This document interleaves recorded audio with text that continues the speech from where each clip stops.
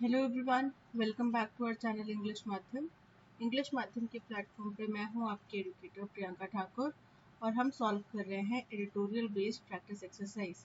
Start करते हैं आज का session with thought of the day, that is today is another opportunity to create the future of your dreams. यानी कि आज आपके पास एक और मौका है कि आप अपने सपनों का भविष्य, अपने सपनों का जो आपने ड्रीम किया हो कि मेरा ऐसा घर होगा, मेरी ऐसी जॉब होगी, आप उसको और ज़्यादा करीब ला सको और ज़्यादा उसको हकीकत में बदल सको। चलिए स्टार्ट करते हैं। Reading comprehension and practice exercise for SSC CGL 2024। The Indian Meteorological Department has forecast severe heat wave leading to high health risk। सब लोग त्राहिमाम तो मचा ही रहे हैं इस वक्त, है ना। हम सबकी हालत ऐसी ही हो रखी है कि या तो कभी आइसक्रीम दे दो, कभी कोल्ड ड्रिंक दे दो, कभी ठंडा ठंडा पानी दे दो, कभी कुछ जूस दे दो, और गर्मी में बाहर मत निकालो। जरा सी लाइट चली जाए तो ऐसे प्राण निकल रहे हैं जैसे पता नहीं यमराज ही सामने प्रकट हो गए। तो सेम चीज इंडियन मेट्रोलॉजिकल डिपार्टमेंट ने बोला है कि भाई बहुत ज्यादा भीषण गर्मी है इस वक्त। हीट वेव क्या होता है? हीट वेव एक प्रोलॉन्ग पीरियड, काफी लंबे समय तक अगर टेम्परेचर हाई रहता है उसको हीट वेव बोला जाता है। और इसकी वजह से क्या होगा? हेल्थ रिस्क किस तरीके के? सांस आने में तकलीफ होना, घबराहट फील होना, चक्कर आना, डिजीनेस लगना। अब देखो कैसे हेल्थ रिस्क हो सकते हैं। आप मान लो चक्कर आ गया, जो लोग घर पर हैं वो तो लेट जाएंगे, आराम कर लेंगे, लेकिन अगर सपोज करो कोई ड्राइव कर रहा है, उसको गर्मी की वजह से चक्कर आ गया, रास्ते में उसका भी एक्सीडेंट होगा, साथ में चपेटे में और लपेटे में और लोग भी आएंगे, राइट। तो ये बहुत ज़्यादा गंभीर एक मसला है, बहुत गंभीर एक स्थिति है। इसको ये नहीं कि हाय गर्मी हर साल ही पड़ती है, वो मजाक में लेने वाली बात नहीं है इस वक्त। As if the scorching sensation on the skin and mercury's validation of the heat and humidity were not enough। जैसे मानो कि इतनी चिलचिलाती जो धूप थी, कप जलाने वाली जो धूप थी, और जो जलाने वाली सेंसेशन हमारी स्किन के ऊपर हमें फील हो रही थी, बाहर जाते ही धूप ऐसा लग रहा है चुभ रही है, बहुत ज्यादा जला दे रही है, तो स्किन के ऊपर वो जो सेंसेशन थी। और मर्करीज वैलिडेशन मतलब थर्मोमीटर के अंदर जब टेम्परेचर नापते हैं तो उसके अंदर पहले ज़माने के जो पुराने टेम्परेचर नापने वाले थर्मोमीटर होते थे उसमें मरकरी इस्तेमाल किया जाता था। क्यों? क्योंकि मरकरी का हीटिंग पॉइंट जो होता है वो कम होता है शायद, और उस वजह से वो जल्दी से एक्सपैंड कर जाता था, तो जितना टेम्परेचर है उस तक वो पहुंच जाता था। ठीक है, तो मर्करीज वैलिडेशन मतलब जो थर्मामीटर पर टेम्परेचर दिखा रहा है और जो ह्यूमिडिटी है एनवायरनमेंट में, जैसे कि वो काफ़ी नहीं थी, जो अब the weatherman has issued a stark warning. Weatherman मतलब जो वेदर फॉरकास्ट पढ़ते हैं ना, न्यूज़ पढ़ते हैं, एंकर जो होते हैं, तो उनके लिए ये बोला जा रहा है। वेदरमैन यहाँ पे इंडियन मेट्रोलॉजिकल डिपार्टमेंट को बोला है कि अब जब इन्होंने भी और ज़्यादा स्टार्क वार्निंग मतलब स्पष्ट क्लियर वार्निंग दे दी है कि भाई नॉर्थ वेस्ट इंडिया में जो वेदर है वो गंभीर रहने वाला है। Forecasting a severe heat wave with a high health risk over the next week, जिसमें कि एक बहुत भीषण हीट वेव जो है वो फॉरकास्ट की गई है और जिसके हेल्थ रिस्क बहुत ज़्यादा गंभीर हो सकते हैं, और अगले पूरे हफ्ते तक ये हीट वेव बनी रहेगी। एक्चुअल में 20 यूजुअली आमतौर पे 8 से 10 दिन का टाइम पीरियड रहता है, ठीक है, इन हीट वेव्स का। लेकिन इस साल 20 से 22 दिन तक का फॉरकास्ट किया गया है। इससे पिछले जो आर्टिकल हमने वेदर के ऊपर पढ़ा था उसमें हमने 20 से 22 दिन का फॉरकास्ट बताया था सीवियर हीट वेव्स का। पंजाब के स्कूल्स में आज से छुट्टियां घोषित कर दी गई हैं, जबकि वो छुट्टियां 30 जून से होनी थी, 30 मई से होनी थी, लेकिन वो आज से ही छुट्टियां डिक्लेयर कर दी गई हैं, है ना। क्यों? क्योंकि हीट बहुत ज़्यादा गंभीर है, बच्चों को बहुत ज़्यादा परेशानी होगी। The announcement comes as temperatures continue to soar. ये जो अनाउंसमेंट है, घोषणा है, ये तब आ रही है जब टेम्परेचर जो है बहुत तेज़ी से बढ़ रहा है, posing significant challenges to people's well-being and safety, जिसकी वजह से लोगों की सेहत को, उनकी सुरक्षा को बहुत गंभीर खतरा हो गया है, खड़ा हो गया है। With temperatures likely to reach alarming levels, अब टेम्परेचर जो है बहुत ही चिंताजनक स्तर तक पहुंच गए हैं, पिछले सारे सालों के रिकॉर्ड्स टूट रहे हैं, ठीक है, इतने गंभीर टेम्परेचर हो रहा है, दहाया जा रहा है। The Indian Meteorological Department advisory underscores the urgency for residents। तो जो इंडियन मेट्रोलॉजिकल डिपार्टमेंट की एडवाइजरी आई है वो क्या करती है? वो एक अर्जेंसी दिखाती है कि भाई तुरंत प्रभाव से हमें कार्य करना है, बहुत ज़्यादा आवश्यकता है हमें किनको? रेजिडेंट्स को यानी कि जो हम निवासी हैं उनके लिए, अथॉरिटीज के लिए and health care providers to take proactive measures to mitigate their impact. अब प्रोएक्टिव मेजर का मतलब क्या होता है, एकदम कुछ चीज होने से पहले ही आप उसके जो बोलते हैं ना प्रिकॉशन ले रहे हैं। ठीक है, तो प्रिकॉशनरी आप क्या कर सकते हैं, ज्यादा अगर जरूरी नहीं है तो धूप में बाहर ना जाए।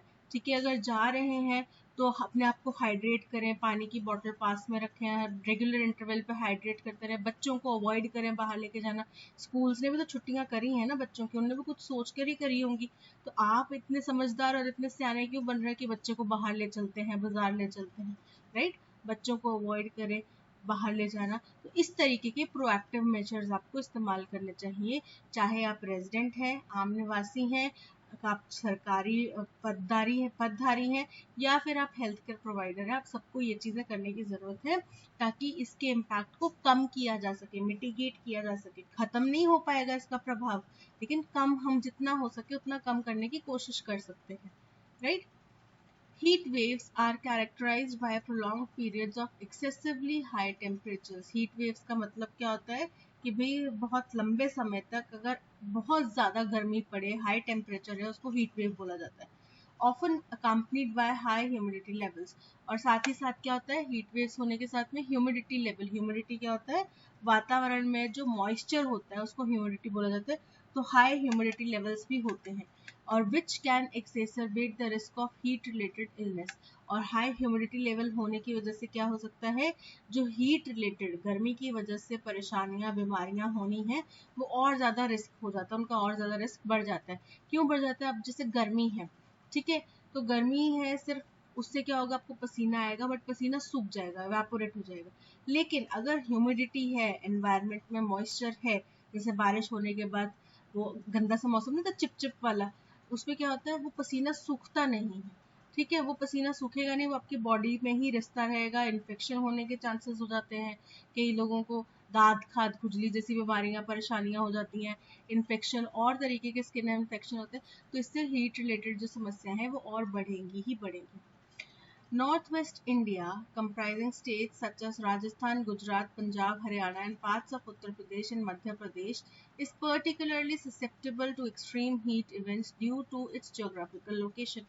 बोल रहे हैं नॉर्थ वेस्ट इंडिया की अगर हम बात करें, जैसे कि कौन कौन से स्टेट्स, राजस्थान, गुजरात, पंजाब, हरियाणा, कुछ उत्तर प्रदेश के कुछ हिस्से, मध्य प्रदेश, ये खास तौर पे ससेप्टेबल मतलब वर्नरेबल है, रिस्क पर है, किसके, एक्सट्रीम हीट इवेंट्स के, क्योंकि इनकी जोग्राफिकल लोकेशन ही ऐसी जगह पर है। ठीक है, जिस जगह पर इनकी जोग्राफिकल लोकेशन है वहां पे टेम्परेचर इतना होना माना आम बात है, मतलब इतना टेम्परेचर होना आम बात नहीं, लेकिन हीट वेव से जूझना आम बात है। Prolonged exposure to high temperatures can lead to various ailments. अब prolonged मतलब वही लंबे समय तक, अगर लंबे समय तक हम लोग हाई टेम्परेचर के एक्सपोज में रहते हैं, उसके चपट में आते हैं, तो इससे हमें बहुत गंभीर बीमारियां हो सकती हैं, परेशानियां हो सकती हैं, इंक्लूडिंग एग्जॉशन। एग्जॉशन मतलब एकदम थकावट, बिल्कुल आपके शरीर में कुछ काम करने की हिम्मत नहीं है, बिल्कुल आप फटीक हो चुके हैं। हीट स्ट्रोक, हीट स्ट्रोक बोलते ना, उस पर वो लू लग गई, वो लू लगना मतलब क्या हुआ, हीट स्ट्रोक। ठीक है, इससे क्या होता है, फिर आपको लूज मोशंस या वॉमिट्स या इस तरीके की चीज़ें, कुछ खाने का मन नहीं कर रहा, मुंह कड़वा है, फिर आपको बोलते हैं प्याज खाओ, खूब सारा नींबू पानी पियो। ठीक है, और कुछ मेडिसिन दी जाती है। डिहाइड्रेशन, शरीर में पानी की कमी, एंड क्रैम्प्स, ये सारी समस्याएं इससे उत्पन्न हो सकती हैं। Vulnerable populations such as elderly, children, pregnant women and those with pre-existing health conditions, बेचारे पुरुषों को कहीं इंक्लूड नहीं किया जाता। बोल रहे हैं vulnerable population यानी कि जो रिस्क पर है पॉपुलेशन, वो कौन कौन से हैं, जैसे कि बुजुर्ग लोग, बच्चे, प्रेग्नेंट महिलाएं, या फिर वो लोग जिनको पहले से कोई हेल्थ कंडीशंस है। अब इसका मतलब ये नहीं कि पुरुष लोहे के बने हुए उनको कुछ नहीं होगा, वो भी रिस्क पर है, इतने लंबे समय तक धूप में बेचारे काम करते हैं, तपते हैं, है ना, तो वो भी रिस्क पर है। Are at heightened risk during such extreme weather conditions, ये बहुत ही ज्यादा, लेकिन ये लोग क्या है, ये हाइटेंड रिस्क पर है। हाइटेंड मतलब इनको ज्यादा रिस्क है, इतनी गंभीर वेदर इवेंट्स जो हो रहे हैं, वेदर कंडीशंस जो है उनके, ये गंभीर रिस्क पर है। Heat related illness can manifest swiftly and escalate rapidly. Heat से जुड़ी हुई जो बीमारियां हैं वो धीरे धीरे पनपती हैं, ठीक है, और एकदम से उनका क्या हो जाता है, रैपिडली एस्केलेट हो जाती है, एकदम से बढ़ जाती है, नेसेसिटेटिंग प्रॉम्प्ट मेडिकल अटेंशन। और जिसकी वजह से, क्योंकि वो एकदम से बढ़ी हो तो वो धीरे धीरे रही थी, आप रोज धूप में जा रहे हैं, रोज खेल रहे हैं, रोज आपके शरीर में डिहाइड्रेशन हो रहा है, फिर एक दिन क्या हुआ, अचानक से आपको स्ट्रोक आ गया और आपके बॉडी के काफी सारे ऑर्गन्स ने काम करना बंद कर दिया। तो वो हो तो रोज रोज करने से हो रही थी, लेकिन एक दिन अचानक उनका पता चला, कैसे, जब शरीर ने साथ देना छोड़ दिया, राइट। और फिर उससे क्या होता है, इमीडिएट मेडिकल अटेंशन की हमें जरूरत पड़ जाती है। Symptoms such as dizziness, nausea, rapid heartbeat, confusion and fainting should not be taken lightly. बोल रहे हैं अगर आपको, आप लोग भी ध्यान से सुनिए, अगर आपके पापा को, मम्मा को, किसी को भी इस तरीके के लक्षण दिखाई दे रहे हैं, डिजीनेस, डिजीनेस मतलब चक्कर आना, नोजिया, ठीक है, उल्टी, पेट खराब, और हार्ट बीट एकदम से बढ़ रही है, कुछ कंफ्यूज रह रहे हैं, आप कुछ बोल रहे हो उनको समझ में नहीं आ रहा आप क्या बोल रहे हैं, या फिर फेंट हो जाते हैं, बेहोश हो जाते हैं, तो इन सब सिम्टम्स को आपने लाइटली नहीं लेना है, ठीक है। मम्मा पापा चाहे बोलते हैं कुछ नहीं हुआ, जरा सा चक्कर आ गया, बट आपने लाइटली नहीं लेना है, ठीक है। Of course one can not fight nature, but one can always be prepared to minimise its ill effects. देखो, जाहिर सी बात है, हम भगवान से नहीं लड़ सकते, हम नेचर से नहीं लड़ सकते, राइट, लेकिन हम उससे लिए प्रिपेयर रह सकते हैं। जापान में भूकंप आते हैं, हमेशा से आते हैं, ठीक है, वो हमेशा से ही ऐसा देश रहा है जहाँ पे भूकंप ज्यादा आते हैं, लेकिन उन लोगों ने अपनी पिछली गलतियों से सीख ले लेकर खुद को प्रिपेयर कर लिया। अब वो हाइड्रोलिक्स वाले उन्होंने बिल्डिंग्स बनाई हैं जिनमें वो हाइड्रोलिक तरीके से उनकी बिल्डिंग का वेट जो है वो शिफ्ट होता है, तो उस वजह से बिल्डिंग को कम से कम नुकसान होता है। पहले वो क्या करते थे, कार्डबोर्ड के घर बनाते थे छोटे छोटे, तो क्या जापान ने डेवलपमेंट करना छोड़ दिया? नहीं ना, भूकंप के डर से उन्हें डेवलपमेंट करना नहीं छोड़ा, लेकिन उन्होंने अपने आप को प्रिपेयर किया, इस तरीके की टेक्नोलॉजी प्रिपेयर करी कि भाई हम भूकंप से, क्योंकि हम हैं ही ऐसी जगह पे, भूकंप आएगा ही आएगा, तो हम अपने आप को प्रिपेयर करते हैं। Same goes with us Indians, हमें भी खुद को, क्योंकि हम नेचर से लड़ नहीं सकते, हम हीट को गायब नहीं कर सकते, ऐसा कोई जादू की छड़ी हमारे पास नहीं है, हमारी सरकार के पास नहीं है, ठीक है, लेकिन हम खुद से प्रिपेयर रह सकते हैं। पापा को भी पानी की बोतल दो, मम्मियाँ अक्सर कैरी करती हैं, बट पापा लोग नहीं करते, उनको बोलो नहीं लेकर जाओ पानी की बोतल, जबरदस्ती उनके गाड़ी में डालो, उनके बैग में डालो, ठीक है, और टाइमली उनको रिमाइंड, आप बच्चे हैं, आप ही के पापा हैं, वो आपके लिए कर रहे हैं जो कर रहे हैं, रिमाइंड कराते रहो कि भैया पानी पी लो पापा, टाइम से 2-3 बार बोतल भर के पी लिया करो, जूस पी लो, ठीक है। तो उनकी हेल्थ का ध्यान हम लोगों ने ही रखना है। To mitigate the adverse effects of the IMD forecast, अगर IMD के forecast के अगर हमें जो बहुत गंभीर परिणाम होंगे, बहुत गंभीर जो प्रभाव होंगे, उनको कम करना है, तो it is essential to launch comprehensive public awareness campaigns to educate residents on the risks and preventive measures of heat waves।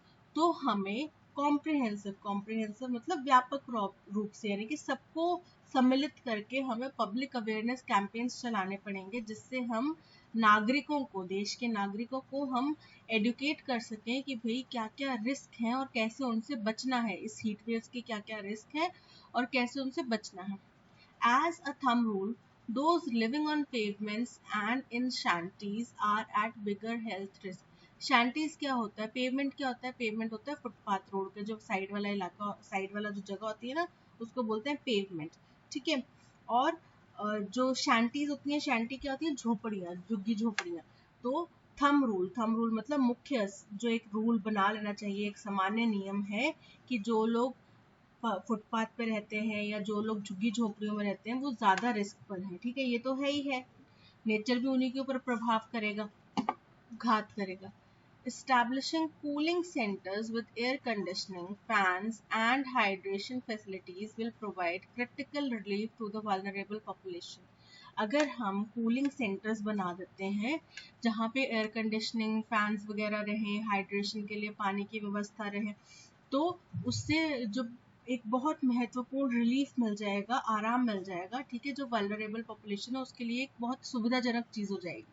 Encouraging people to stay hydrated and seek shelter in cool, shaded areas during peak heat hours is vital.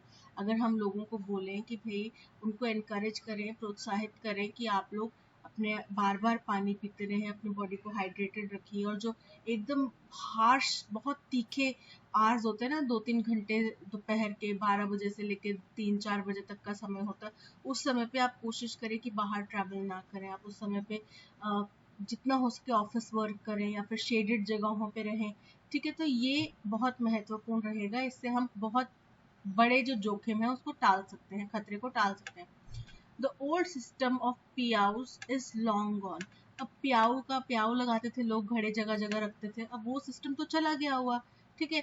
Instead now only bottled water is available. आजकल तो सिर्फ बोतलों का पानी available है। The government must set up water kiosks to so that people can get free clean drinking water on the go. तो सरकार को ऐसे स्टॉल्स लगाने चाहिए, पानी के कियोस्क मतलब स्टॉल्स टाइप लगाने चाहिए, जहाँ पे लोगों को साफ सुथरा पीने का पानी मिल सके।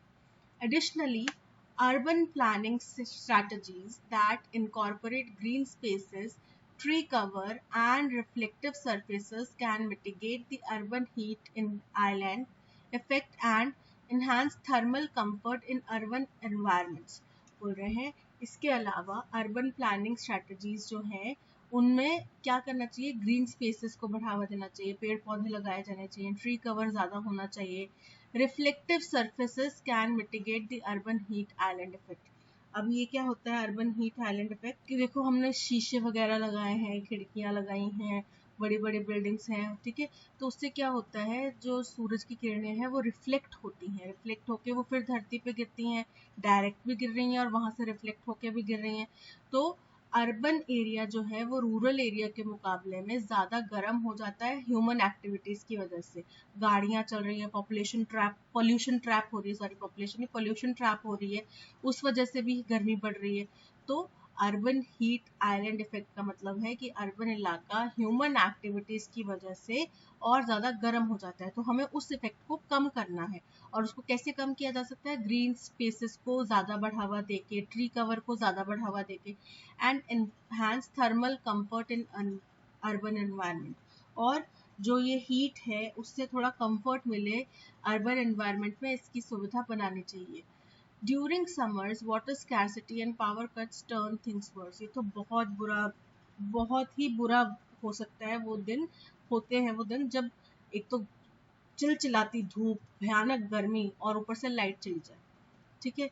या फिर आपके फ्रिज में ठंडा पानी ना हो, आप गर्मी से बाहर से आए और आप फ्रिज में खोला आपने और एक भी बॉटल ठंडे पानी की नहीं है, तो कितना बुरा हाल होता है। और वो लोग सोचो जिनके घर में फ्रिज नहीं है, वो कैसे गुजारा कर रहे हैं, या फिर किसी के घर में किसी दिन पानी ना आया हो।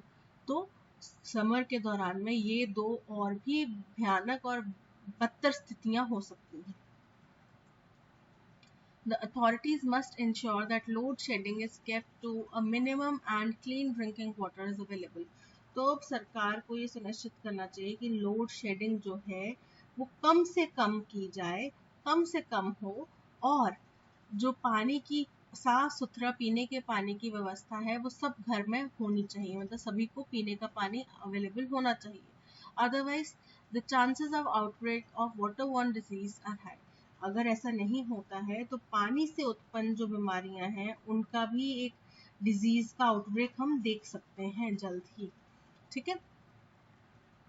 As north west India braces for a severe heat wave. अब जैसे जैसे नॉर्थ वेस्ट इंडिया जो है वो तैयारी कर रहा है बहुत गंभीर हीट वेव की, prioritising public health and safety is Paramount. तो ऐसे टाइम पे पब्लिक हेल्थ और सेफ्टी का ध्यान रखना ये सर्वोपरि होना चाहिए, सबसे ऊपर होना चाहिए, सबसे ज़्यादा महत्वपूर्ण इम्पोर्टेंट प्रायोरिटी होना चाहिए।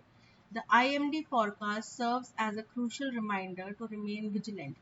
IMD का जो forecast है ये एक रिमाइंडर है, महत्वपूर्ण रिमाइंडर है कि आप सतर्क रहिए, stay informed रहिए and make concerted efforts to mitigate the risk. और व्यापक संयुक्त कदम उठाइए ताकि इसके प्रभाव को कम किया जा सके। अब केवल एक पानी पीने से आप इसको कम नहीं कर सकते, आपको अदर चीज़ें भी करनी पड़ेंगी। धूप में मत जाओ, कम जाओ, प्रोटेक्शन पहन के जाओ। अब लड़कियां होती हैं वो कैसे स्कार्फ पर बांध के जाती हैं, लेकिन लड़कों को देखा कभी स्कार्फ बांध के जाते हो, वो तो हेलमेट भी नहीं लगाते। हेलमेट भी लगा ले तो भी उनको कितना प्रोटेक्शन हो जाएगा, डायरेक्ट हीट वेव जो है, हीट रेडिएशन जो है वो सर पे नहीं पड़ेंगी। लेकिन नहीं, वो लगाते ही नहीं, उनके बाल जो खराब हो जाएंगे, जुल्फे सवारी हुई हैं इतनी, वो कैसे ठीक रहेंगी। फिर आगे जाके किसी लड़की ने देखा तो बाल खराब अच्छे थोड़ी लगेंगे। बेशक सर रहे ना रहे, चक्कर खा के हॉस्पिटल में पड़ जाए, लेकिन बाल खराब नहीं होने चाहिए, राइट।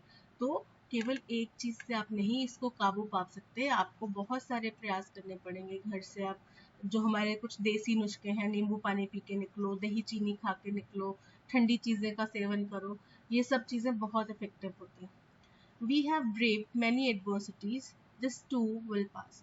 हमने बहुत सारी चीज़ों का मुकाबला किया है, बहुत बुरी बुरी स्थितियों का, परिस्थितियों का मुकाबला किया है। कोविड-19 को भी हम लोगों ने बहुत आराम से तो खैर नहीं कह सकते, बहुत सारी जाने गई, बट फिर भी हम उससे जूझ गए, ठीक है, हम बाहर निकल आए उससे। तो ये फिर थोड़े दिनों की बात है, थोड़े दिनों की गर्मी, हम इससे भी निकल जाएंगे।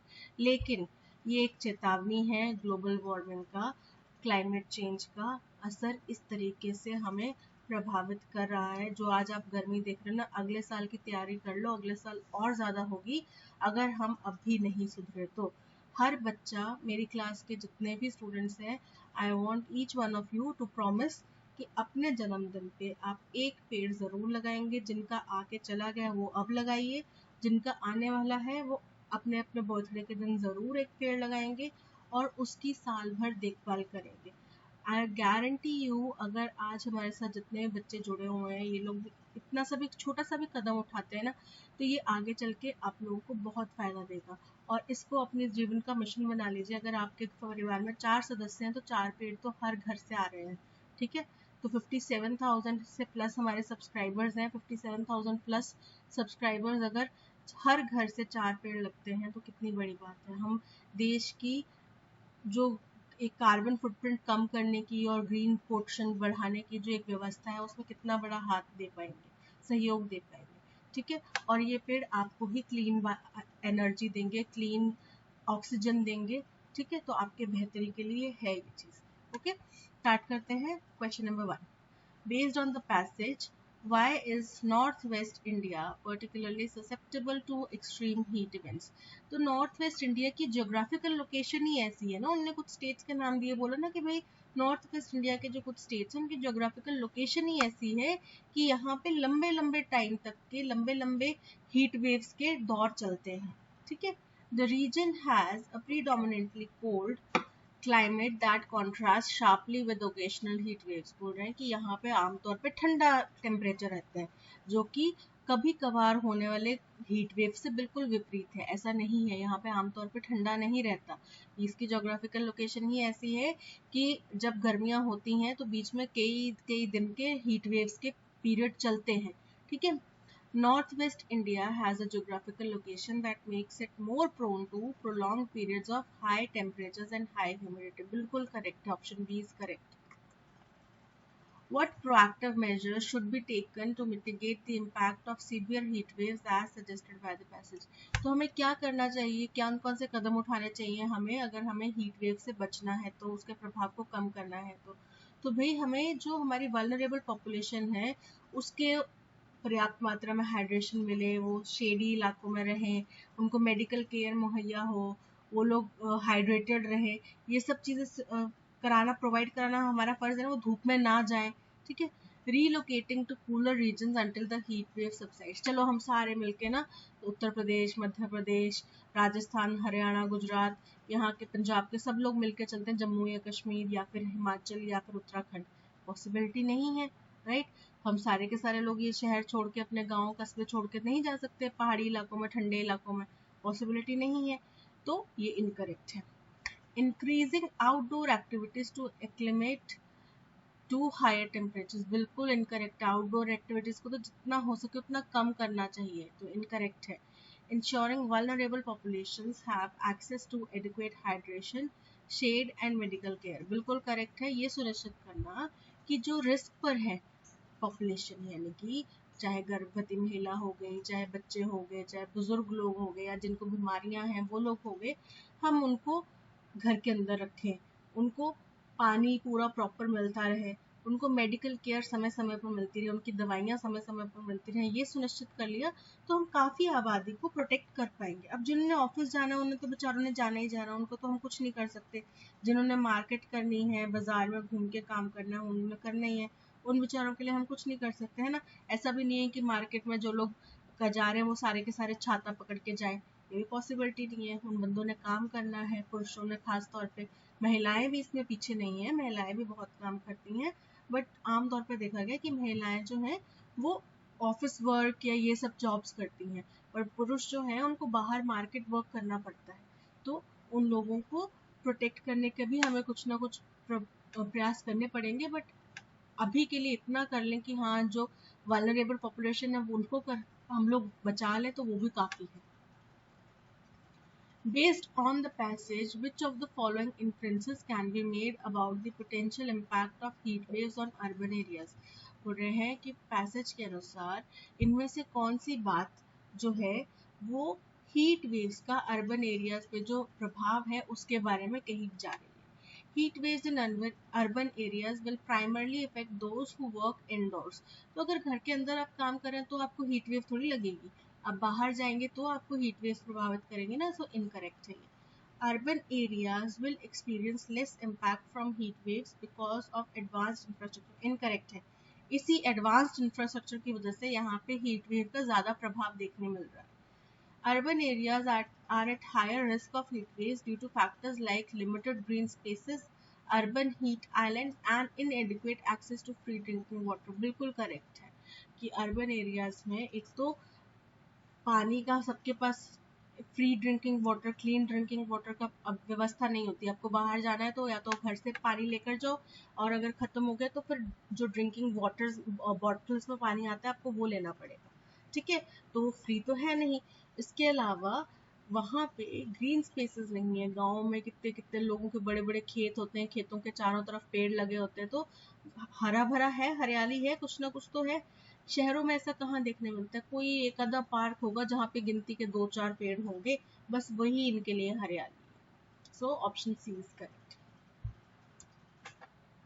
What is the tone of the passage? देखो, tone of the passage urgency दिखा रही है कि हमें तुरंत प्रभाव से करना पड़ेगा, और सावधान कर रही है कि सचेत हो जाओ। अगर आप बाहर जाते भी हैं, आप काजी व्यक्ति हैं, आपको बाहर जाना पड़ता है, तो भी आप कोशिश करो कि जो एक्सट्रीम हीट टेम्परेचर वाला टाइम है उस टाइम पे आप किसी शेडी जगह में या किसी रूफ के अंदर या पेड़ के नीचे ऐसी जगहों पे रहें और खुद को हाइड्रेट करते रहें, ठीक है, क्योंकि इनके परिणाम बहुत ज़्यादा गंभीर हो सकते हैं। सो ऑप्टिमिस्टिक और होपफुल नहीं है, इतनी चिलचिलाती धूप में क्या ऑप्टिमिज्म दिख रहा है किसी को? नहीं है। Urgent and cautionary, option B is correct. What is the main theme of the passage? Passage की मेन थीम क्या है? The Indian meteorological department's technological advancement and weather forecast. तो हमने जो IMD है उसने क्या क्या टेक्निकल एडवांसमेंट करा है, क्या क्या कुछ अचीव कर लिया, हमने उसके बारे में थोड़ी चर्चा करी है, तो ये इनकरेक्ट हो जाता है। The significance of urban planning in mitigating heat wave effects.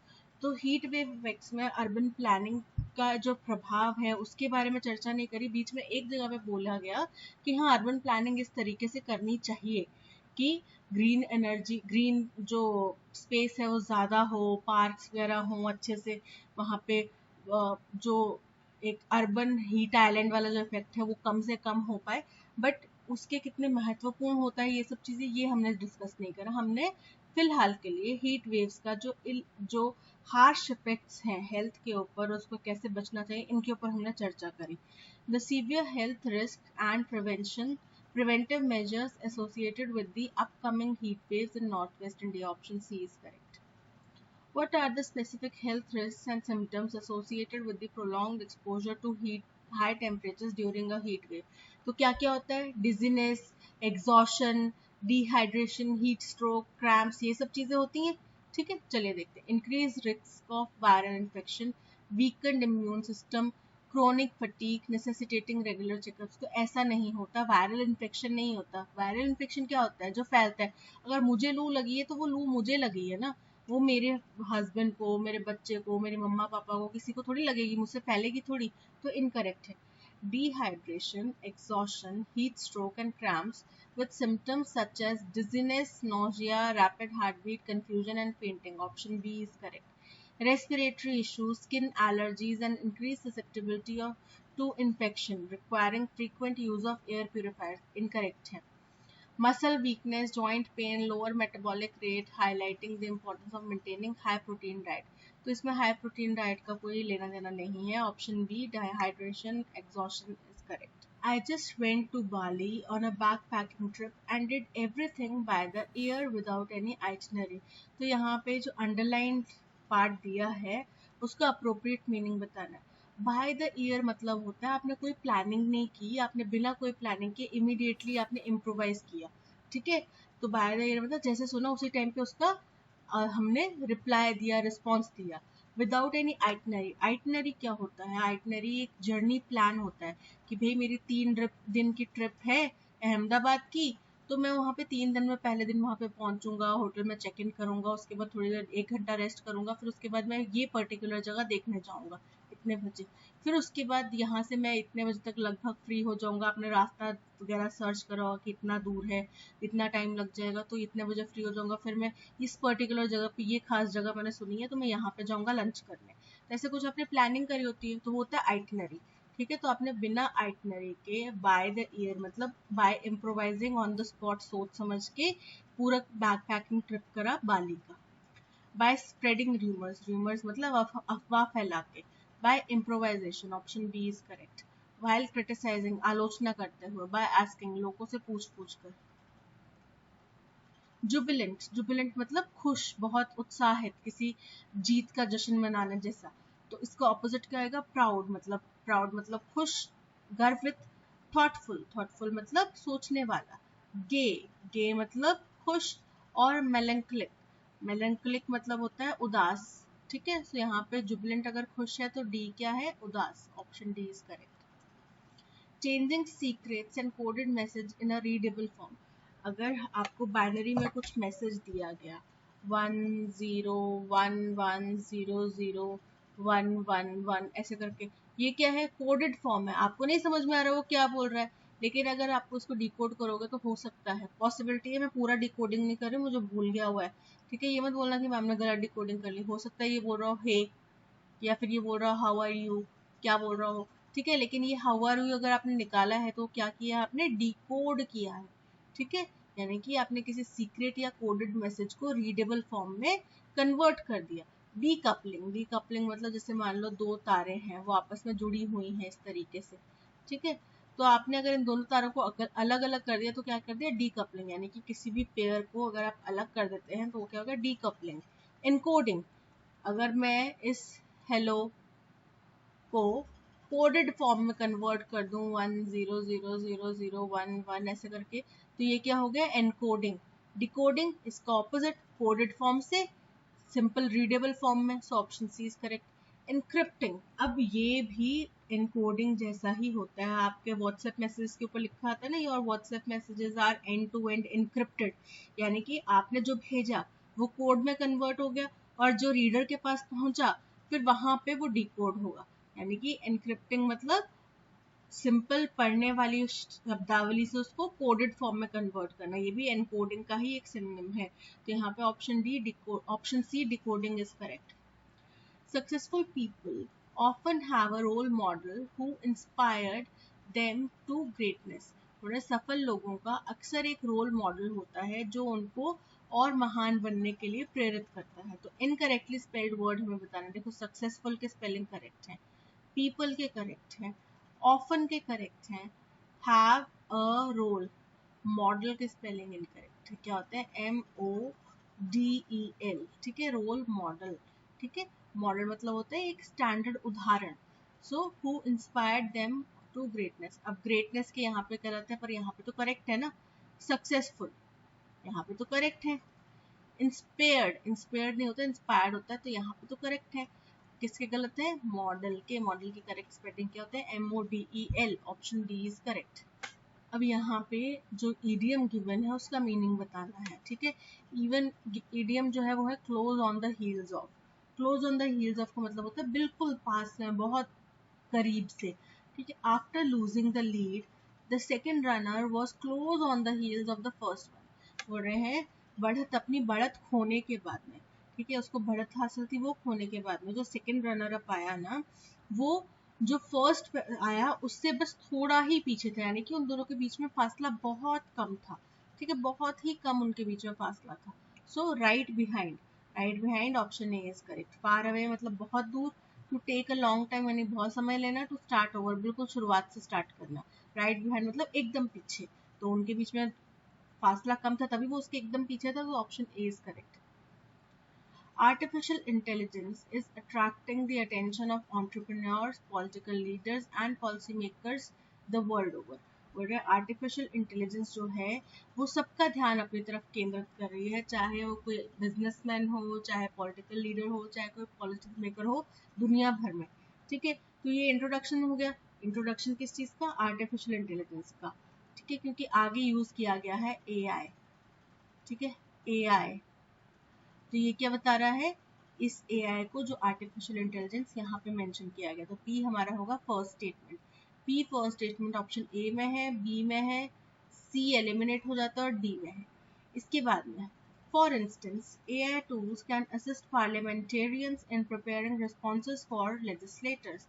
बोल रहे हैं उदाहरण के तौर पे AI का इस्तेमाल हम पॉलिटिशियंस जो हैं, संसद में जो हमारे मेंबर ऑफ लेजिस्लेटिव असेंबली हैं, ठीक है, वो क्या कर सकते हैं, इसका इस्तेमाल कर सकते हैं ताकि वो अपने जवाब, जो भी उनसे सवाल एक कानून के दौरान में पूछे जाने हैं, लेजिस्लेटर के दौरान में पूछे जाने हैं, उनका जवाब प्रिपेयर कर सकते हैं अच्छे शब्दों में। एनहेंसिंग रिसर्च क्वालिटी, उनकी रिसर्च की क्वालिटी बढ़ा सकते हैं। Obtaining information about any bill, किसी भी बिल की इंफॉर्मेशन दे सकते हैं। प्रिपेयरिंग ब्रीफ्स होता है आंसर्स प्रिपेयर करना, उनके लिए प्रिपेयर कर सकते हैं। Providing information on a particular house rule, किसी पर्टिकुलर खास हाउस रूल यानी कि संसद के कुछ नियम के ऊपर इंफॉर्मेशन दे सकते हैं। Legislative drafting, amendments, interventions etcetera, इन सभी कामों में वो काम आ सकते हैं। Most mature democracies are now using AI tools for better pieces of legislation and parliamentary procedures। बोल रहे हैं जितनी भी ज़्यादातर जो विकसित देश हैं या फिर मेच्योर देश हैं, वो क्या कर रहे हैं, AI का इस्तेमाल कर रहे हैं ताकि वो बेहतर कानून बना सकें, पार्लियामेंट्री प्रोसीजर जो है, कार्य प्रणाली जो है, उसको और सुगम बना सकें, उसके लिए उसका इस्तेमाल कर रहे हैं। They can also empower legislator to make informed decisions by having access। तो ये जो they can also है, ये तो क्यों के बाद आएगा कि ये सब काम कर सकते हैं। इसके अलावा वो ये भी कर सकते हैं कि जो लेजिस्लेटर्स हैं उनको भी इस चीज़ का अधिकार मिल जाता है, उनके पास में भी ये पावर होती है कि वो इन्फॉर्म डिसीजन ले सकें, ठीक है, हालांकि लेते नहीं है। यानी कि क्यू के बाद क्या आएगा? एस, और पी हमारा फर्स्ट स्टेटमेंट है, और आर जो है वो पी को आगे कॉम्प्लीमेंट कर रहा है, क्योंकि बोला कि ज़्यादातर दुनिया भर में लोग इसका इस्तेमाल कर रहे हैं, उन्हें जो अच्छी समझदार कंट्रीज हैं वो इसका इस्तेमाल अच्छे कानून बनाने के लिए कर रहे हैं। तो PRQS option D is correct. When Delhi was subjected to the second phase of the odd-even rule in May 2016, a BJP MP from Assam trotted on horseback to the parliament। बोल रहे हैं जब दिल्ली अपने दूसरे चरण में था ऑड इवन रूल के, जो कि मई 2016 में लगाया गया था, मई 2016 में चल रहा था, तो बीजेपी के एक मेंबर ऑफ पार्लियामेंट ने क्या किया, असम के थे वो, और उन्होंने क्या किया, वो घोड़े की पीठ पर सवार होके पार्लियामेंट पहुंचे। RP Sharma managed to turn a few heads by way of his unique protest। बोल रहे हैं आरपी शर्मा जो हैं, वो ऐसे व्यक्ति रहे जिन्होंने कुछ ना कुछ लोगों के तो ध्यान अपनी तरफ खींच ही लिया, कि उनका जो अनोखा तरीका था इस प्रोटेस्ट को करने का, उसकी वजह से उन्होंने कुछ लोगों का ध्यान अपनी तरफ खींच ही लिया। Delhi has been shrouded by smog once again. Delhi फिर से एक बार स्मॉग से घिर चुकी है, परेशान हो रही है। Experts and layman alike are scouting for a solution. चाहे एक्सपर्ट्स हों, चाहे कोई आम इंसान हो, हर कोई इस वक्त सोल्यूशन चाहता है, तो उसकी तलाश कर रहा है। दो the point was meant to be taken as an opposition to the traffic policy। तो ये तो जब वो बीजेपी एमपी पहुंचे पार्लियामेंट में, उसके बारे में बात हो रही है, राइट। तो और क्यू में भी उसी प्रोटेस्ट की बात हो रही है, ठीक है। तो ये जो एस स्टेटमेंट है ये पी और क्यू के बाद में आएगा। ठीक है, एस स्टेटमेंट पी और क्यू के बाद में आ रहा है, यहाँ पे एस पी और क्यू से पहले आ रहा है, एलिमिनेट हो जाएगा। एस जो है वो पी से तो बाद में आ रहा है लेकिन क्यू से पहले आ रहा है, एलिमिनेट हो जाएगा। यहाँ पे पी और क्यू के बाद में आ रहा है, तो ऑप्शन ए और ऑप्शन डी वैलिड रहते हैं। ठीक है, अब फर्स्ट स्टेटमेंट कहाँ होगा, जहाँ पे बताया गया कि दिल्ली जो है फिर से स्मोक से परेशान है और सभी लोग इसका सोल्यूशन ढूंढने की कोशिश कर रहे हैं। ठीक है, ये हो गया फर्स्ट स्टेटमेंट। और दिल्ली का जब सेकेंड फेज चल रहा था ऑड इवन का, तब एक बीजेपी एमपी है असम से, वो घोड़े की पीठ पे बैठ के पार्लियामेंट पहुंचे। ठीक है, अब उनका नाम क्या था, आरपी शर्मा, और उन्होंने लोगों का ध्यान अपनी तरफ केंद्रित कर लिया अपने इस अनोखे प्रोटेस्ट के विद्रोह के तरीके से। ठीक है, अब बोल रहे हैं कि हालांकि उनका उद्देश्य तो था ऑपोजिशन करना, इस ट्रैफिक पॉलिसी का विरोध करना, लेकिन उनके इस कदम ने मुझे एक चीज सोचने पे तब मजबूर कर दिया जब उन्होंने जो प्ले कार्ड है वो उठाया। प्ले कार्ड किस चीज का था, क्या लिखा था उसके ऊपर, पोल्यूशन फ्री व्हीकल, कि ये जो घोड़ा है ये पोल्यूशन फ्री व्हीकल है। और जाहिर तौर पे जब हमारे स्कूल टाइम्स में जब टांगे वगैरह चलते थे तो इतना पोल्यूशन नहीं होता था। देखते ही देखते मोटरसाइकिल्स वगैरह ने आगमन किया। पहले गांव में किसी एक व्यक्ति के पास मोटरसाइकिल हुआ करती थी या बाइक हुआ करती थी या स्कूटर हुआ करता था और उसको बहुत अमीर माना जाता था जिनके पास में हुआ करता था। ठीक है, बट फिर आज हर घर में बाइक है, मोटरसाइकिल है, स्कूटी है, कोई ना कोई टू व्हीलर खड़ा ही है। ठीक है, तो बोल रहे हैं कि ये इन्होंने मेरे को सोचने में मजबूर कर दिया कि वो दौर कितना अच्छा था, पोल्यूशन फ्री व्हीकल, वाकई में एक घोड़ा पोल्यूशन फ्री व्हीकल है और क्या हम उसका वाकई इस्तेमाल कर सकते हैं। कमेंट सेक्शन में लिख के बताना कि क्या आप ऐसी दुनिया देखना चाहेंगे जब आप घोड़े पे बैठ के जाएंगे, और क्या ये एक सोल्यूशन हो सकता है कि गाड़ियों के बजाय स्कूल्स के लिए टांगे लगाए जाए। ठीक है, सो हमारा अरेंजमेंट क्या बन रहा है, R P Q S. R से ऑप्शन ए स्टार्ट हो रहा है, ऑप्शन डी पी से स्टार्ट हो रहा है, एलिमिनेट हो जाता है, R P Q S option A. It was the late evening of my early research scholar life. बोल रहे हैं मेरी रिसर्च स्कॉलर की जिंदगी के शुरुआती दिनों में एक शाम की बात है, जब शाम में देर हो चुकी थी तब की बात है। My mother called me inquiring about the day and warned that if I skipped lunch again, मेरी माँ ने मुझे फ़ोन करा कि मेरा दिन के बारे में पूछने के लिए कि कैसा रहा तुम्हारा दिन, और मुझे उन्होंने चेतावनी दी कि अगर मैंने दोबारा कभी लंच स्किप करा, she won't talk to me, तो वो मुझसे बात नहीं करेंगी। Mothers and mosquitoes never stop bugging. तो बोल रहे हैं कि मदर्स और मॉस्किटोज दोनों एक जैसे होते हैं, वो कभी भी बड़बड़ाना बंद नहीं करते। जैसे मस्किटोज जो है वो आवाज करते रहते हैं हमारे कानों में, तो सेम वे से मदर्स भी कुछ ना कुछ से हमसे शिकायत करती ही रहती हैं। Packing my charger and earphones I was about to leave the cabin. अपना चार्जर और ईयरफोन्स पैक करते वक्त मैं ये सब पैक करके मैं अब छोड़ने ही वाला था अपना cabin. After mailing my supervisor about my completion of task I was dismissed for the day. अब मैंने जब अपने सुपरवाइजर को अपने कंप्लीशन टास्क की पूरी मेल कर दी, अब मैं तो मेरे को डिसमिस कर दिया। डिसमिस मतलब आज के दिन की मेरी छुट्टी हो गई। ठीक है, और फिर जब छुट्टी हुई उसके बाद ही वो अपना चार्जर वगैरह पैक करेगा, तो यानी कि एस के बाद में क्या आएगा, आर आएगा। राइट, यहाँ पे आर एस से पहले आ रहा है, एस के बाद में आर, आर एस से पहले आ रहा है, आर एस से पहले आ रहा है। Incorrect incorrect, option B is correct. हो गया ना इजी, लिंक बन गया, लिंक से हमने अपने ऑप्शंस एलिमिनेट कर दिए और हमारा आंसर ऑप्शन बी बन गया। तो सबसे पहला स्टेटमेंट क्या आएगा कि वो मेरी जिंदगी के रिसर्च स्कॉलर डेज के शुरुआती दिनों में एक लेट शाम की बात है, कहानी बता रहा है। ठीक है, फिर उसके बाद क्या आएगा, ऐसा आएगा जहाँ पे वो बोल रहा है कि भाई मैं अपने सुपरवाइजर को मेल वेल करने के बाद में अपने दिन के काम खत्म करके जाने वाला था, अपना चार्जर वगैरह पैक करके निकलने ही वाला था, जब मेरी माँ ने मुझे कॉल करा और मेरी सेहत के बारे में पूछा और फिर बोला कि अगर खबरदार जो तुमने आगे खाना कभी छोड़ा है तो, अगर छोड़ा तो मैं तुमसे कभी बात नहीं करूंगी। ठीक है, फिर वो बोलते हैं कि माए और मच्छर एक जैसे होते हैं, की की करना बंद नहीं करते। So PSRQ option B is correct. In the 2 mornings before the train reach Delhi, बोल रहे हैं कि जब ट्रेन दिल्ली पहुंची उससे पिछली 2 सुबहों में I used to buy the Hindu newspaper vendors from newspaper vendors and devour it fully.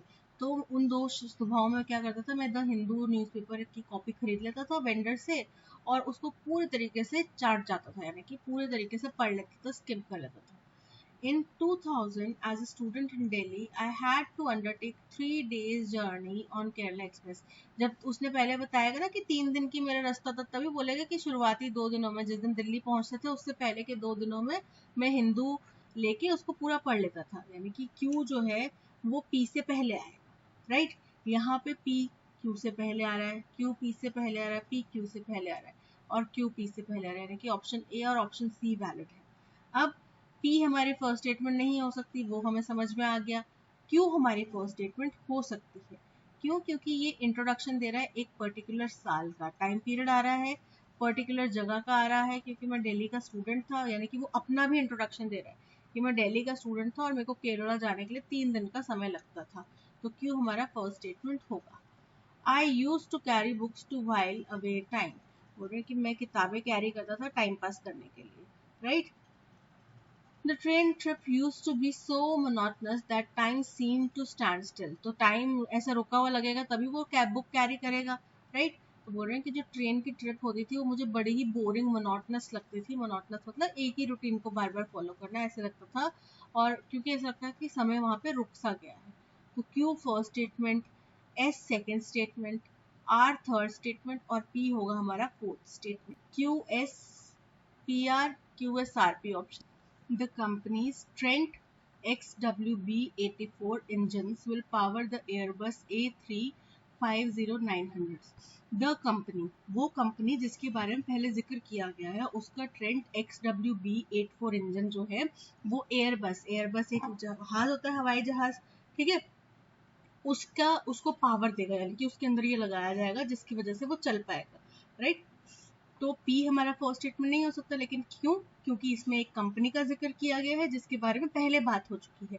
अब देखो सारे ऑप्शन एलिमिनेट हो गए, ऑप्शन बी भी एलिमिनेट हो गया, ऑप्शन सी भी एलिमिनेट हो गया, ऑप्शन डी भी एलिमिनेट हो गया, बचा क्या? Option A. तो ऑप्शन ए हमारा करेक्ट आंसर है। हमें आगे कुछ पढ़ने की भी जरूरत नहीं पड़ेगी स्टेटमेंट और, लेकिन हम पढ़ेंगे। In February 2023, Tata Group's Air India placed an order for 840 aircraft. बोल रहे हैं फरवरी 2023 की बात है कि टाटा ग्रुप की एयर इंडिया को टाटा ग्रुप ने खरीद लिया, राइट। तो उसने क्या किया, 840 एयरक्राफ्ट का ऑर्डर दिया, including 40 A350-900 by 1000 aircraft from Airbus, जिसमें 40 ये वाले एयरक्राफ्ट शामिल हैं। कहाँ से? एयरबस एक कंपनी है हवाई जहाज बनाने वाली, ठीक है, उसके ये वाले जहाज उन्होंने 40 खरीदे। तो 40 जहाज खरीदे, उसी में ये लगेंगे। तो Q फर्स्ट स्टेटमेंट है और यही कंपनी है, द कंपनी, कौन सी कंपनी? टाटा ग्रुप अपने इंजन लगाएगा इस एयरबस जहाज के अंदर में। In an interview, India and South Asia president Kishore Jayaraman gives more details. एक इंटरव्यू में इंडिया और साउथ एशिया के प्रेसिडेंट किशोर जयरामन जो हैं वो और ज्यादा डिटेल्स देते हैं, ठीक है। With this Rolls Royce bagged its biggest ever order for Trent XWB-97 engines which will power A350-1000 aircraft. इसके साथ में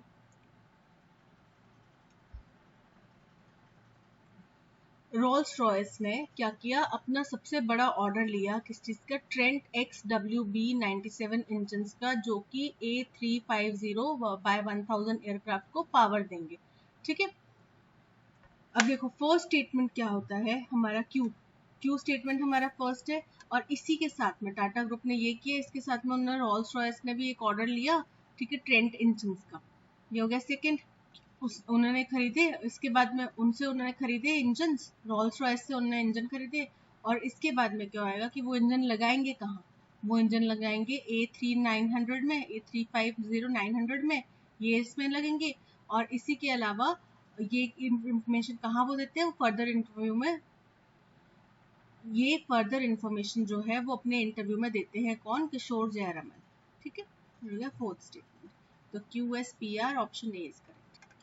The scientific community is now confident that the material known as LK99 is not a room temperature and ambient pressure superconductor. बोल रहे हैं कि scientific community जो है अब वो इस बात को बिल्कुल सही समझती है, बिल्कुल मानती है कि जो मटेरियल का नाम उन्होंने LK99 से नाम से जानते थे वो कोई रूम टेम्परेचर या एम्बियंट प्रेशर वाला सुपर कंडक्टर नहीं है। bringing to a swift close an exciting episode launched by a group of South Korean researchers. जिससे क्या हुआ कि एक बहुत ही एक्साइटिंग डिस्कशन का एक दौर शुरू हुआ था साउथ कोरियन रिसर्चर्स के द्वारा, उसको खत्म कर दिया गया है. There has been no formal conclusion to match the formal announcement that this material could transport an electric current with no resistance in dash conditions. तो ideal conditions होता है किसी भी कंडक्टर वगैरह को, अगर सारी उसकी कंडीशंस पूरी की जाए, ठीक है, आइडियल कंडीशंस हो सकता है, उसके सराउंडिंग कंडीशंस की बात कर सकते हैं. तो बोल रहे हैं कि ये जो था पहले एक कंक्लूजन निकाला गया था, कोई फॉर्मल कंक्लूजन नहीं था, लेकिन एक घोषणा टाइप कर दी गई थी कि भाई एक ऐसा हमने सुपर कंडक्टर ढूंढ लिया है जो बिना किसी रेजिस्टेंस के पूरी इलेक्ट्रिक करंट को पास करवा. But the South Koreans and the independent scientists who worked to verify the claim published their findings as preprint papers. Preprint papers क्या होता है कि आप पूरा जो रिसर्च का ड्राफ्ट है, आप क्या करते हैं, पेपर जो है किसी जर्नल में पब्लिश कराते हैं, फिर उस जर्नल को कोई भी जो सीनियर मेंबर्स होते हैं, इस फील्ड के माहिर होते हैं, वो इसको रिव्यू करते हैं, ठीक है. लेकिन प्री प्रिंट मतलब आपने पूरे का पूरा रिसर्च पेपर बिना किसी पीयर से रिव्यू करवाया, पीयर यानी कि जो इस फील्ड के महारथी हैं, जो इसको आपको रिव्यू करने वाले थे, उनसे रिव्यू करवाए आपने पहले ही पब्लिश करवा दिया पब्लिक डोमेन में. तो बोल रहे हैं कि लेकिन साउथ कोरियंस और कुछ इंडिपेंडेंट साइंटिस्ट ने जो इसके ऊपर काम कर रहे थे कि इसको वेरीफाई करवाएं, उन्होंने क्या किया, अपने जो भी फाइंडिंग्स थी उनको प्री प्रिंट पेपर्स में पब्लिश करवा दिया, that were free to read, जो हर कोई पढ़ सकता था freely. The LK99's dash simple composition and availability of instructions to synthesize it prompted scientists outside academia to test the material as well. अब क्योंकि LK99 जो है वो उसकी कॉम्पोजिशन बहुत सिंपल है और उसके अलावा उसके ऊपर क्लियर इंस्ट्रक्शंस लिखे हैं कि आप उसको कैसे सिंथेसाइज कर सकते हैं, हासिल कर सकते हैं, ऑब्टेन कर सकते हैं. तो इससे क्या हुआ, कई जो नॉन एकेडमिक साइंटिस्ट हैं उन्होंने भी इस मटेरियल को टेस्ट करने की जिज्ञासा उत्पन्न होगी, उन्होंने भी इसको टेस्ट कर लिया. The pace of developments was dash but there was soon hype and misinformation. बोल रहे कि हालांकि जो डेवलपमेंट्स हो रही थी, यानी कि जिस गति से सारी चीजें हो रही थी वो बहुत स्लो हो सकता है, क्योंकि बाद में हाइप पकड़ा ना, तो इनिशियली हो सकता है वो स्लो हो, बहुत ज्यादा हाइप पड़ गया, हाइप मतलब बहुत ज्यादा उसके बारे में जिज्ञासा होगी लोगों में और मिस इन्फॉर्मेशन फैलने लगी. While some reports indicate that the South Korean group had submitted manuscripts explaining their claim to a journal, बोल रहे हैं कि कुछ रिपोर्ट्स ये कहती हैं कि साउथ कोरियन जो ग्रुप है उन्होंने कुछ मैन्यूस्क्रिप्ट्स दी हैं, हैंड रिटन कुछ डेटा दिया है जिसमें कि किसी जर्नल को, जिसमें पूरी तरीके से एक्सप्लेन किया जा रहा है कि उनके क्लेम किस आधार पर हैं, क्या उन्होंने एक्सपेरिमेंट किया है, किस लिए वो ऐसा क्लेम कर रहे हैं. Concerns that the preprint papers were not worth reacting to until the journal had responded missed the point. Efforts to validate the claim constituted a better, more organic peer review process together with attempts by scientists across the world, including India. बोल रहे हैं कि लेकिन जो चिंता है कि ये जो प्री प्रिंट पेपर्स हैं इनको इतना तवज्जो नहीं देना चाहिए था, इनके ऊपर रिएक्ट नहीं करना चाहिए था अनटिल जो जिस जर्नल में ये पब्लिश होने थे वो इसके ऊपर कोई रिस्पॉन्ड करता. ये जो पॉइंट है ये मिस कर दिया गया, ये एक चिंता का विषय है. और जो प्रयास होने थे, एफर्ट्स लगाने थे कि वैलिडेट करते हम इन क्लेम्स को, कि बेहतर क्लेम्स करते या कोई ऑर्गेनिक पीयर रिव्यू प्रोसेस हम अपनाते टुगेदर सभी साइंटिस्ट के द्वारा दुनिया भर के, जिसमें हिंदुस्तान भी शामिल है, to replicate the claim in their laboratory, जिसमें कि इन क्लेम्स को लेबोरेटरीज में टेस्ट करके दोहराया जाता है या फिर खारिज किया जाता, खंडित किया जाता. It soon became clear that there were two reasons why the material was no superconductor. में दो कारण हैं क्यों ये मटेरियल जो है LK99 जो है ये इसको सुपर कंडक्टर नहीं मान रहे. First, as conventional superconductors inside a weak magnetic field dash cool to induce a superconducting state. बोल रहे हैं जैसे कि कन्वेंशनल सुपरकंडक्टर्स अगर किसी वीक मैग्नेटिक फील्ड के अंदर जाते हैं तो उनको ठंडा किया जाता है ताकि वो सुपर कंडक्टिंग स्टेट में आ सकें. They expel the field from their bulk at and under the transition temperature. और वो अपनी फील्ड को छोड़ते हैं कैसे, बहुत ही बल्क में, फ्रॉम देयर बल्क मतलब बहुत भारी भरकम चीज से वो छोड़ते हैं, प्रेशर हो सकता है, एनर्जी हो सकता है, और ट्रांजिशन टेम्परेचर के अंतर्गत, यानी कि उस समय में ट्रांजिशन टेम्परेचर होना चाहिए, तो उस समय पे ये अपने आप को वहां से अलग करवाते हैं, अपनी फील्ड से अलग करते हैं. There has been no formal conclusion to match the formal announcement that this material could transport an electric current with no resistance in consistent मतलब एक समान लगातार बना हुआ, ambient मतलब सराउंडिंग से अच्छा, सराउंडिंग का टेम्परेचर हो, आइडियल हो. डिसेंट असहमति, आर्ग्यूमेंट बहस, तो यहाँ पे एम्बियंट यानी कि वायुमंडल का सामान्य दबाव जो है वो is correct. LK99 dash simple composition, seemingly मतलब दिखने वाली, प्रतीत होने वाली. एक्सीडिंगली मतलब बहुत ज्यादा. डिसअपॉइंटिंगली निराशाजनक रूप से. साइमल्टेनियसली समान रूप से. तो यहाँ पे सीमिंगली सिंपल, क्योंकि उसकी कॉम्पोजिशन बहुत सिंपल मालूम पड़ती है और वो आसानी से उसके इंस्ट्रक्शंस भी गिवन है कि किस तरीके से इसको ऑब्टेन किया जाए. The pace of developments was dash was, but there was soon hype. Swing का मतलब होता है झूमना. Exhilarating मतलब exciting. Understanding समझने योग्य. Undertaking यानी कि कोई कार्य, ठीक है. तो यहाँ पे वो काफी एक्साइटिंग था, लेकिन सून ही इसने हाइप पकड़ लिया और उसके बाद में मिस इन्फॉर्मेशन फैलने लगी. So option B is correct. First, as conventional superconductors inside a weak magnetic field dash cooled to induce a superconductor. तो conventional superconductors जो है वो प्लूरल है, तो क्या आएगा, आर कूल्ड या वर कूल्ड. ठीक है, वॉज और इज नहीं आएगा क्योंकि ये सिंगुलर है. अब क्योंकि जो घटना है वो आमतौर पर सामान्य घटना है कि कन्वेंशनल सुपरकंडक्टर्स में हम ये तरीके की प्रक्रिया करते हैं. ठीक है, तो पास्ट में भी ऐसे ही करते थे, प्रेजेंट में भी ऐसे ही करते हैं और आगे भी ऐसे ही करेंगे. जब तक कोई नई टेक्नोलॉजी नहीं मिल जाती तो वर नहीं आएगा. Are cooled to induce a superconducting state. Option D is correct. Dash droplets settled on top of the leaves. सुबह सुबह आपको बोलते हैं ना कि घास के ऊपर किसकी बूंदें होती हैं, ओस की बूंदें होती हैं. तो ओस को इंग्लिश में क्या बोलते हैं, due. DEW due. Option D is correct. ये ड्यू है जो बकाया होता है, ये डो है एक पक्षी, ठीक है, और ये डू है कार्य करना. तो यहाँ पे option D due is correct. Instead of becoming joyous to hear the breaking news, बहुत ज़्यादा खुश होना, एक्साइटेड होना, तो बोल रहे हैं कि ब्रेकिंग न्यूज सुन के बहुत ज़्यादा खुश और एक्साइटेड होने की बजाय she became dash, तो वो निराश हो गई, दुखी हो गई. वेंचफुल मतलब प्रतिशोधी. एक्सटेटिक मतलब कि बहुत ज़्यादा खुश. एक्सूबरेंट मतलब उत्साही. और मेलैंकोलिक मतलब होता है दुखी. ठीक है, निराश, उदास. तो option A melancholic is correct. The young boy displayed an aptitude on scientific research. उसको scientific research के प्रति रुझान है ना, तो aptitude for होगा ना कि on होगा.